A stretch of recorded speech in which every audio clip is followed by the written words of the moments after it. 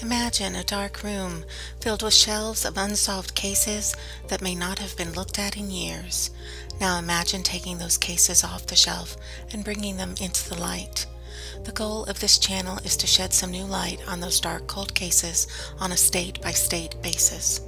Thus, welcome to Dark Cold State.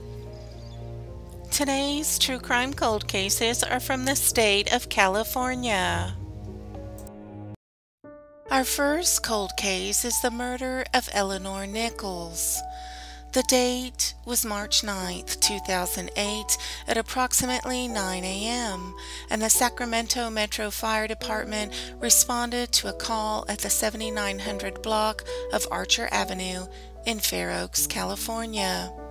When they arrived, they found a home engulfed in flames. The police spoke with an elderly man who told them he had returned home from work and found his house on fire. He had entered the home and tried to rescue his wife, who he thought was still inside, but was overcome by smoke and had to leave. Firefighters entered the home, put out the fire, and they found a deceased elderly woman in the hallway that was later identified as 73-year-old Eleanor Nichols. The fire department arson investigators determined that the fire was suspicious and requested the sheriff's office investigate the incident. The coroner's office stated that Eleanor had been shot before the house was set on fire. The police believe that the fire was set to destroy evidence and suspect that someone had been watching the house. When Eleanor's husband left the home, they thought the house was empty and entered the home in hopes of stealing items and were surprised by Eleanor's presence.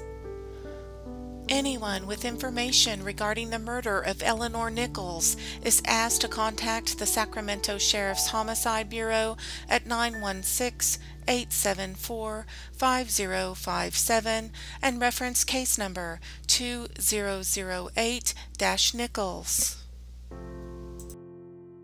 Our next cold case is the case of Clarence Moore. At 3737 Marconi Avenue, there used to be a business school called the Healed Business Institute. It was Monday, June 2nd, 1997 at approximately 7:30 a.m. and Clarence, who was a student, had arrived at the building. He drove to the back of the building where all the students parked their cars. Behind the building was a person working on a bicycle.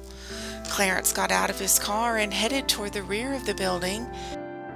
As Clarence approached the person working on the bicycle, that person took a gun out of the bag he was carrying and shot Clarence several times. The suspect then fled on the bicycle to a nearby street where a vehicle was waiting for him. Clarence stumbled into the building where he died from his injuries. Do you have any information that could help law enforcement in this case? Even the most trivial item could be the key to solving a cold case. If you have any information on the homicide of Clarence Moore, please contact the Sacramento County Sheriff's Office at 916-874-5057 and reference case number 97-44779. Our last true crime cold case for this week is John Henry Deleon.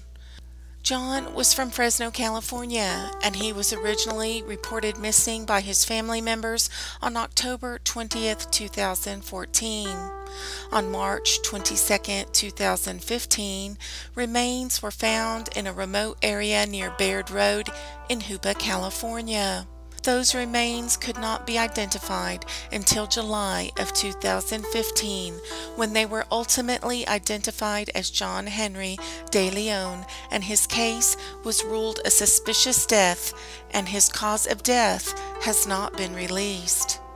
If you have any information regarding the suspicious death of John Henry Deleon, please contact the Humboldt Sheriff's Office at 707-268 2539 and reference case number 2015-01307. If you have a cold case or a missing person cold case that you would like to see featured on this channel, please suggest in the comments below or email me the information. There are also many unidentified remains found in each state. If you have not already done so, please consider getting DNA testing completed where the DNA results are shared with law enforcement so that the possibility of identifying any unknown remains is increased.